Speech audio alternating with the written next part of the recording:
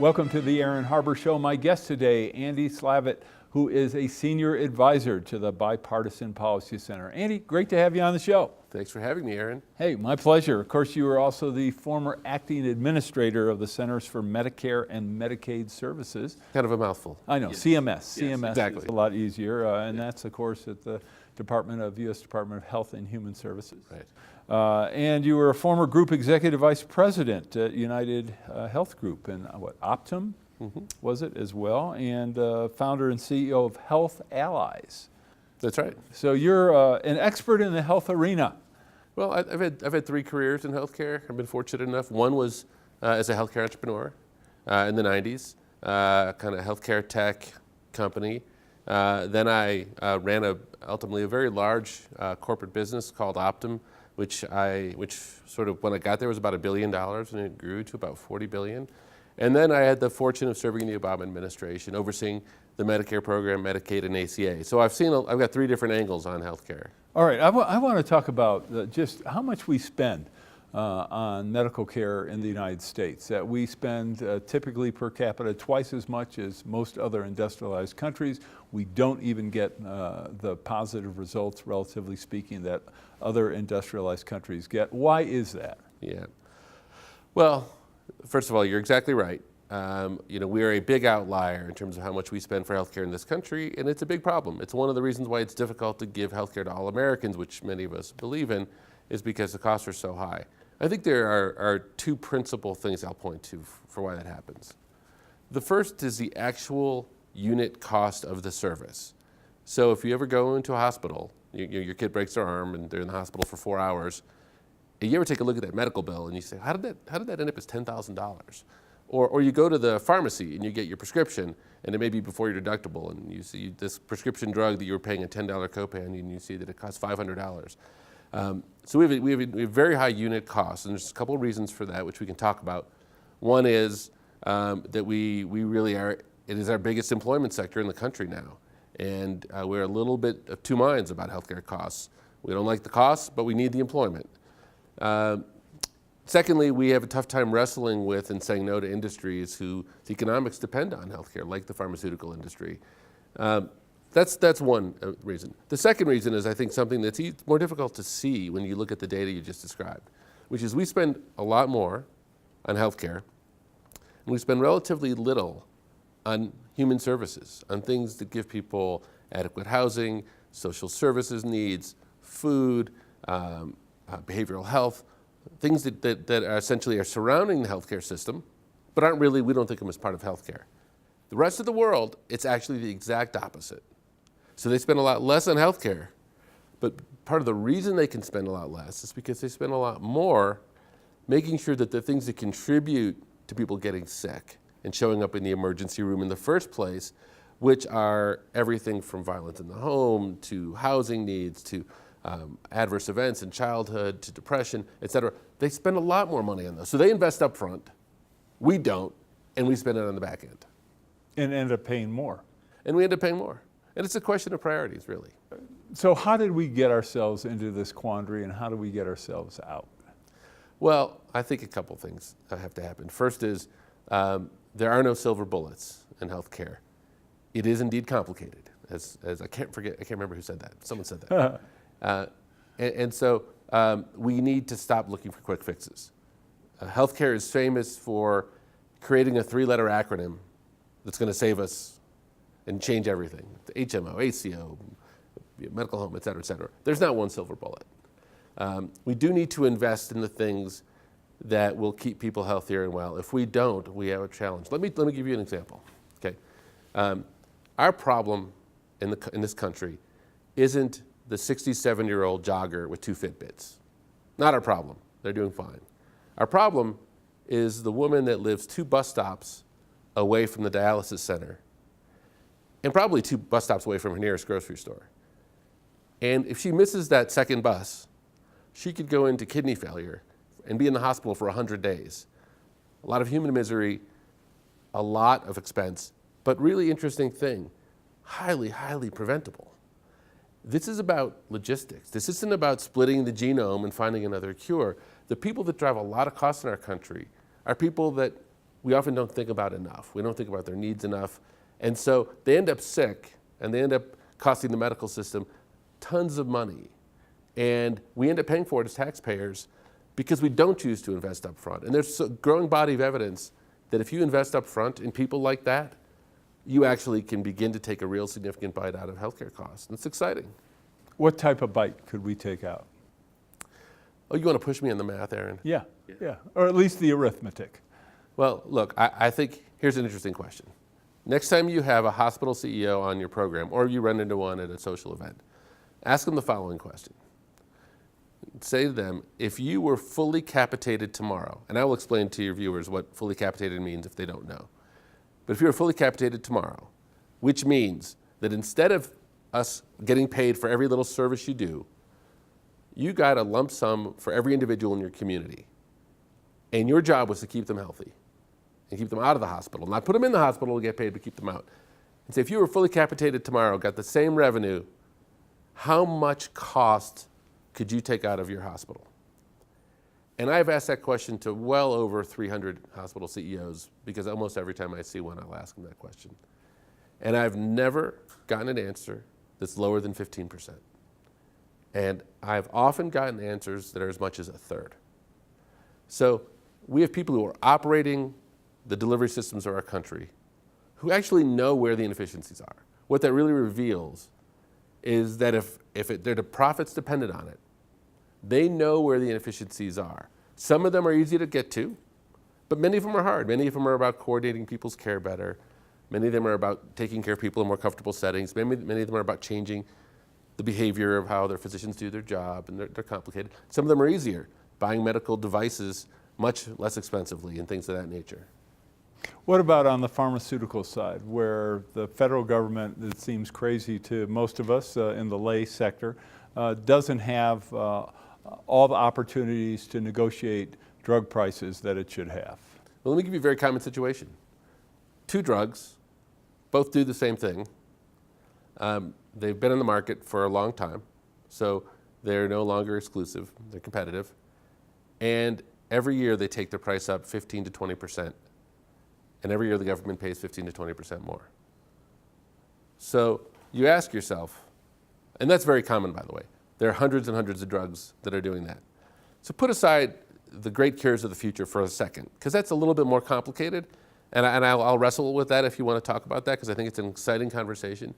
But that doesn't describe the vast majority of the drugs we pay for. The vast majority of drugs we pay for do something that other drugs do. They're not improving every year. They're not investing in every year. They're investing in marketing. And when they don't hit their sales targets, they just increase the price. And so we have to take a serious look at that, because we're the only country on the planet, that doesn't have an effective mechanism to manage the unit cost of drugs. Now, if we were here with a pharmaceutical company representative, they would make a lot of good points in rebuttal, and we can talk about what some of those are. But fundamentally, they would also, if you push them, have to accept some responsibility for the fact that medical cost trends growing from drug costs are not adding value in many, many, many cases. All right, we're going to take a quick break. We'll be right back with Andy in just a moment. For information on how to help promote civil and mutually respectful discourse and support expansion of the distribution of our programs, please email info@harbertv.com. I'm Aaron Harber, host of The Aaron Harber Show. You can follow the show on Twitter for instant notification of new episodes, live event invitations, outtakes, and behind-the-scene photos. And tweet us your topic and guest suggestions today. I'm Aaron Harber, host of The Aaron Harber Show. I very much would like to hear from you about the program, so please send me an email with your thoughts. You can suggest what topics I should cover, what guests I should invite to be on the show, or even what specific questions you would like me to ask. This is your program, so send your suggestions to aaron@harbertv.com. I promise to personally read every one, so email me today. And most of all, thanks for watching. I'm Aaron Harber, host of The Aaron Harber Show. Find us on Facebook to get all the latest updates, see behind-the-scene photos, and make comments and ask me questions. You can see episodes before their TV broadcast, so like the show today. Join me and watch the Aaron Harber Show. Watch the Aaron Harper Show. Watch the Aaron Harber Show. Watch the Aaron Harper Show. Watch the Aaron Harber Show. I'm Reverend Jesse Jackson. Watch the Aaron Harber Show and keep hope alive. The Aaron Harber Show may be viewed 24/7 at no charge from any location in the world at www.harbortv.com. Welcome back to the show. I'm with Andy Slavitt, who ran Medicare and Medicaid for President Obama and our country. So in that vein, let's talk a little bit about the financial aspects of Medicare and Medicaid, where you have projections which are showing that at some point benefits are going to be reduced, and some people fear certain benefits eliminated altogether. Notwithstanding what's going on politically with the two, how do we make Medicare and Medicaid solvent? Sure. So here's the situation, Aaron, with the Medicare program. The Medicare program has something called the Medicare Trust Fund. Many people know this. It's a separate pot of money. And at one point, it was due to run out of funds, or actually not run out of funds. It was due to not meet all the needs of people who were in Medicare and would have required a payroll tax increase as early as 2018. That was before the Affordable Care Act. The Affordable Care Act passed. That extended the life of the Medicare Trust Fund by 10 years to 2028. Now, I was a trustee for the Medicare Trust Fund, so I got to look at all the numbers and talk to all of the really smart people who did all the analysis and work on it. And one thing struck me, which was incredibly interesting. It's that if you change just a couple of assumptions about the cost of the growth of medical costs by something like 1 percentage point, either direction, increasing the cost would decrease the life by about 5 years. But if you decrease by just 1 percentage point, you would extend the useful life of the Medicare Trust Fund forever. So we're not far away From a 1%?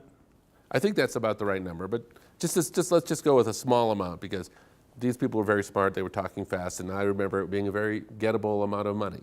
So we're talking about being able to now deal with what we have coming on us, the tsunami of baby boomers who in middle of the next century are going to start turning 80. And their needs are going to ramp up very significantly. It costs a lot more to take care of an 80-year-old than a 65-year-old. In the next decade? 2025, the baby boomers start turning 80, and due to the great advances in medical sciences, many of them will be fortunate enough to turn 90, and we will take care of them. And 100. And 100, and that's great.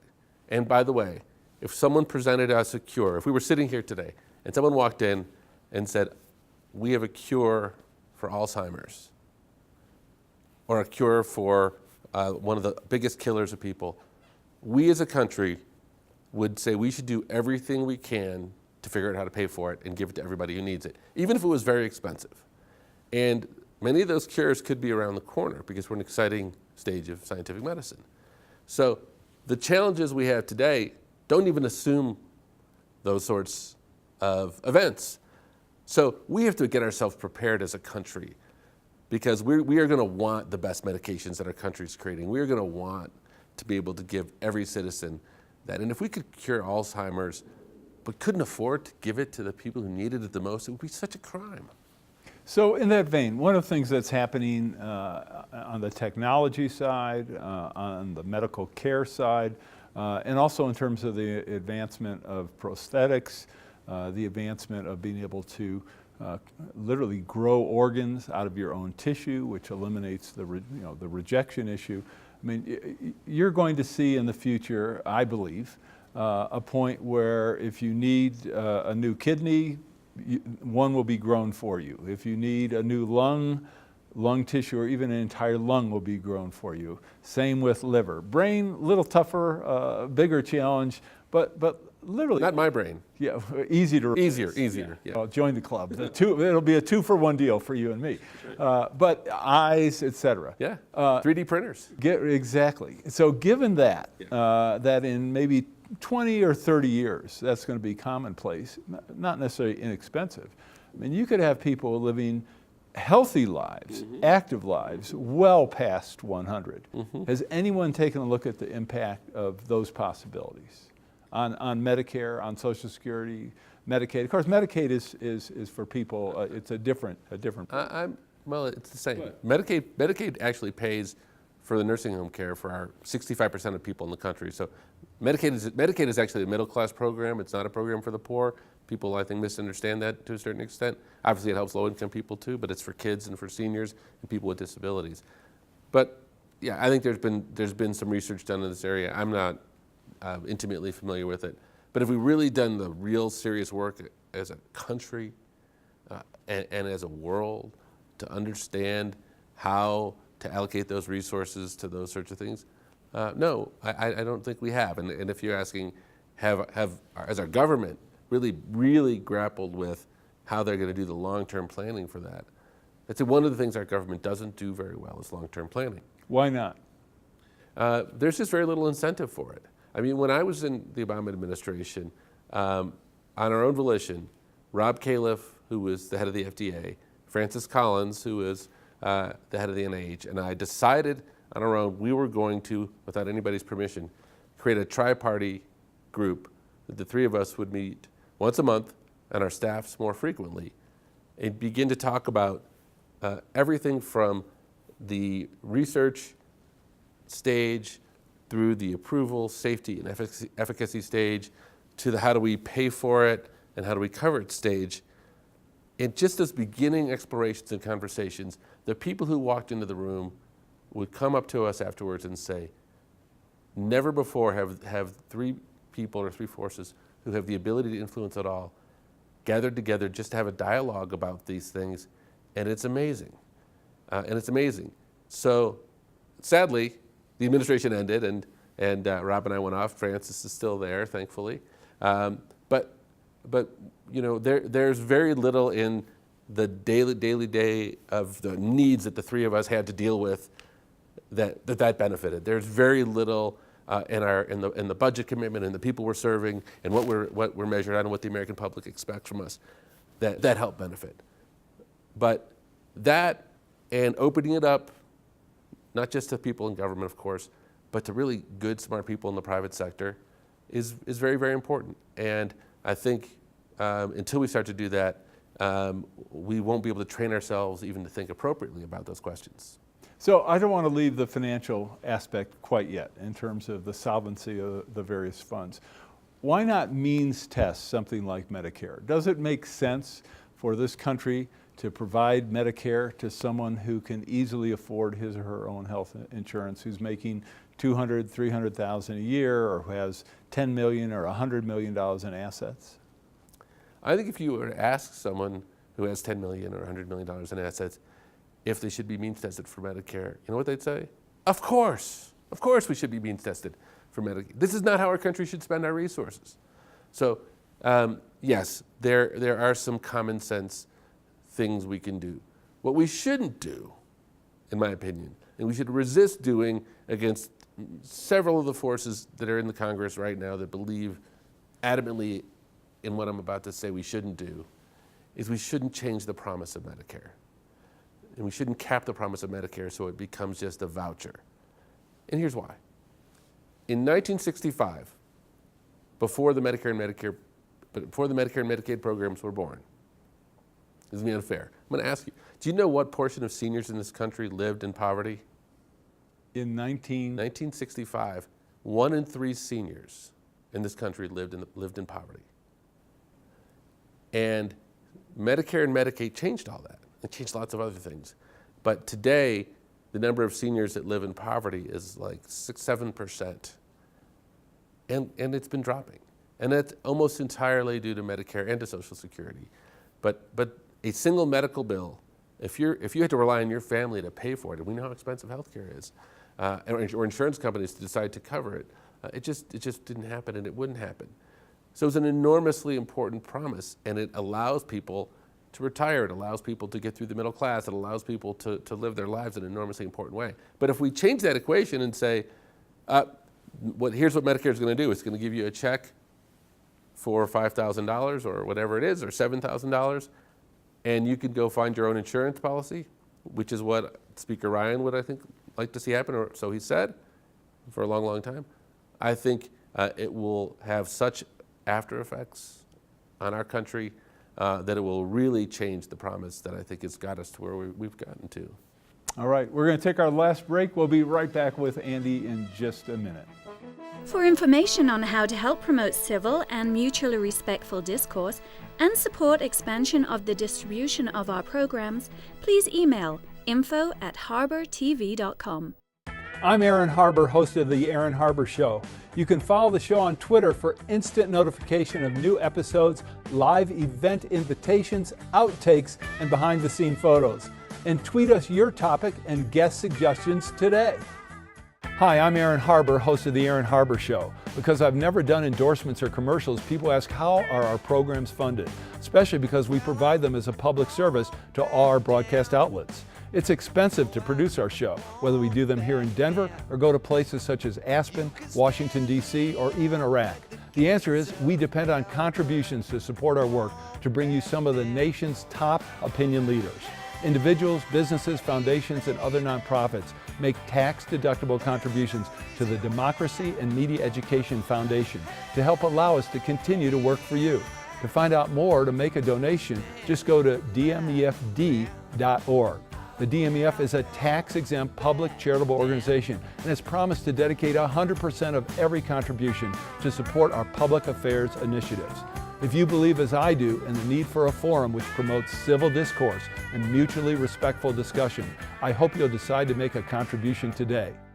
I'm Aaron Harber, host of The Aaron Harber Show. Find us on Facebook to get all the latest updates, see behind-the-scene photos, and make comments and ask me questions. You can see episodes before their TV broadcast, so like the show today. Join me and watch The Aaron Harber Show. Watch the Aaron Harper Show. Watch The Aaron Harber Show. Watch the Aaron Harper Show. Watch the Aaron Harper Show. I'm Reverend Jesse Jackson. Watch the Aaron Harper Show and keep hope alive. The Aaron Harber Show may be viewed 24/7 at no charge from any location in the world at www.harbertv.com. Welcome back to the show. We're with Andy Slavitt, who ran Medicare and Medicaid under the Obama administration. So Andy, if you were in charge of the healthcare system, what would you do? What would healthcare, medical care look like with Andy Slavitt running the show? Yeah, well, look, let me start with this. Let's get this out there. And I think we need to make the promise to all Americans that they're not going to go bankrupt from a medical bill. That if you're worried about your health or the health of your child, you won't be worrying about going bankrupt and worrying about figuring out how to pay it. That's a challenge that we're up to. So how do you do that? It's a challenge we can afford. Well, you don't have to give everybody everything, but there are lots of ways to do it. I think one of the more interesting ways to do it is to have the Medicaid program, which works very well in many states, as an opportunity for people to buy into if they don't have coverage in any other way. I think it's a simple way to do it, and I think you may require a couple of tweaks, but I think it's an immensely popular and simple approach that I think will start to happen very soon in different states around the country. So I think that's the first thing. The second thing, though, is we can't not talk about costs. And I'd say people in my own party don't do a good enough job talking about costs because we won't be able to afford to cover all the people we need to. And I think to get at costs, it's going to be very important to do a couple of things. One is that we take on everybody who has a role to play in the healthcare system, all of us. And instead of the mentality that people are in now, and I will tell you what that mentality is, the mentality now is the best skill of everybody I've ever met in healthcare is to explain exactly why every problem is someone else's fault. People can describe in intimate detail how it's the insurance company's fault, or it's a hospital's fault, or it's a pharmacy benefit manager's fault, or it's the pharma company's fault. And I always like to ask the question, just for kicks, what portion of it is your fault? What responsibility do you have? But I think if we move our mentality from there to saying, okay, what role can we all play? And how do we, as a community, do something a little bit differently so that we can manage the cost of care, we can begin to get there. And I know this because I've seen it in places like Oregon where people have really sorted that out. And then B, I have had conversations with, I would venture to say, almost every major CEO of every hospital, pharmaceutical company, health plan in this country at some point. And I know it's a matter of will, and it's a matter of bringing folks around the table. And then the third thing we need to do is we need to shift our investment focus.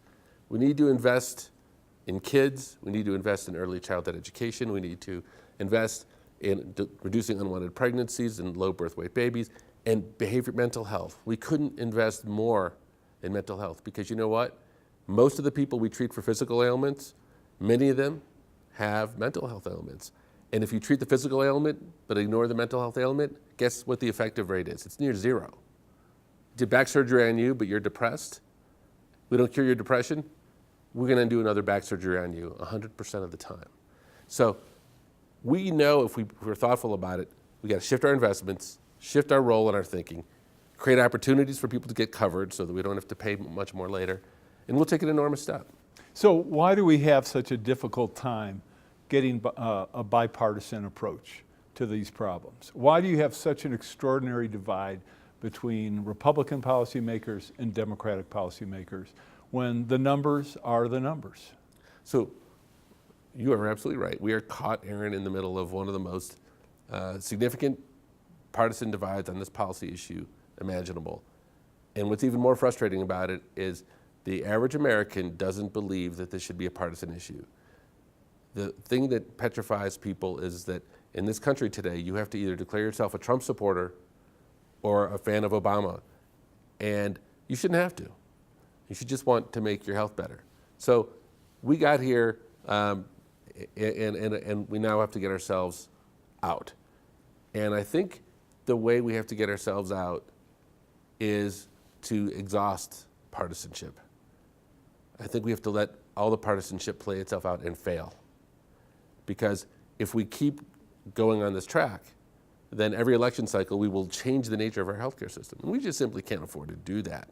No one can afford to do that. But bipartisanship is harder. So it doesn't happen easily. It actually happens when partisanship fails.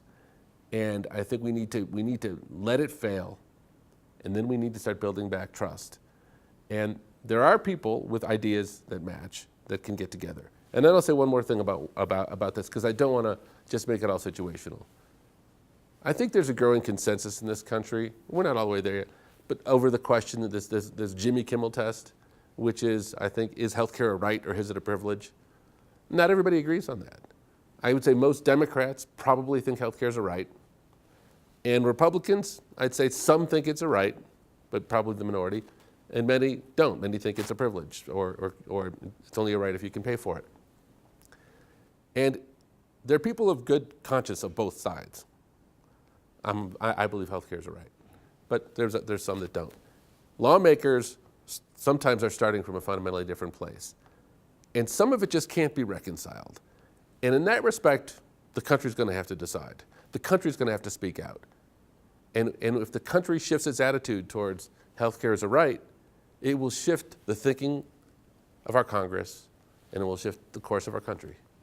I love your optimism, but I'm not betting a large sum of money yet. We'll see. All right, that was Andy Slavitt, who ran Medicare and Medicaid for the United States of America. Andy, thanks so much for joining me. It was a great pleasure, Aaron. Thank you. You bet. Thanks for watching. We'll see you next time.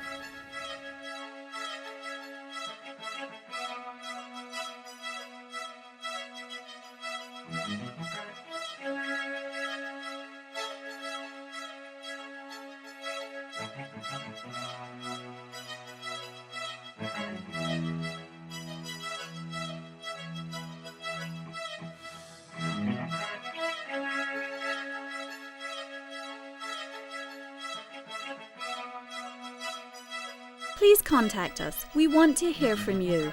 And thanks for watching.